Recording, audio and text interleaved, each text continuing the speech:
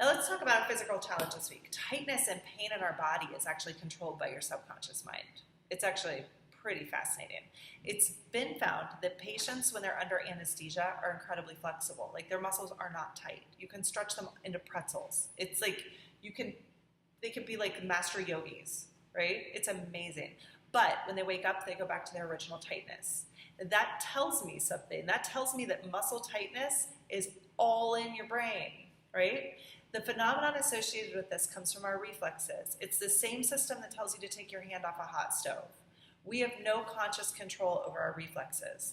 When you have an injury, whether it's big or a small one, your subconscious mind creates a reflex in the muscles to make sure that you don't have the same injury twice by making the muscles contract when they get to a scary point. And the same thing happens when we have an emotional injury, whether it's anger or anxiety or fear or panic or sadness. Our bodies hold these emotions in our muscles and they create tension to avoid the fear. You can experience this by thinking of something that makes you really angry, right? Like, what makes you so angry? Like that person talking in the cubicle next to you right now. You're like, oh, you feel your legs tense up first and then your shoulders and eventually your hands and your face. And you're like, I'm so angry, right? Everything gets mad. When you process your anger, though, all that tension will go away. In our current society, though, showing emotion of any sort is socially unacceptable. So we tend to hold this tension in our muscles instead of processing it.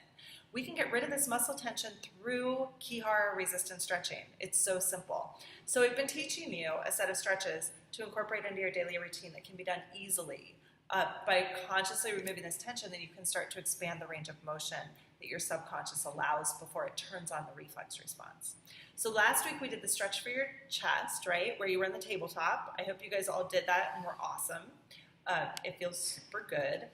This stretch we're going to do this week is for your inner thighs and the side of your body. So let me show you how this works. You're going to go into a lunge position with your leg at the side like this on a V. Your toes point forward. You kind of internally rotate a little bit and you're going to push your leg down into the floor. Can you guys all hear me okay? Yeah, this far away.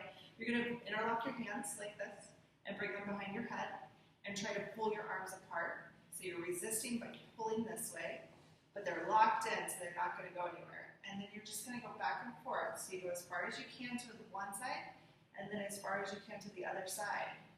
Remember, you resist and you move, and if anything hurts, you stop. So like if it doesn't feel good, you can just go like this far.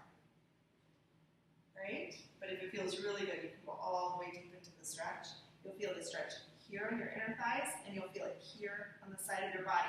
This is a great one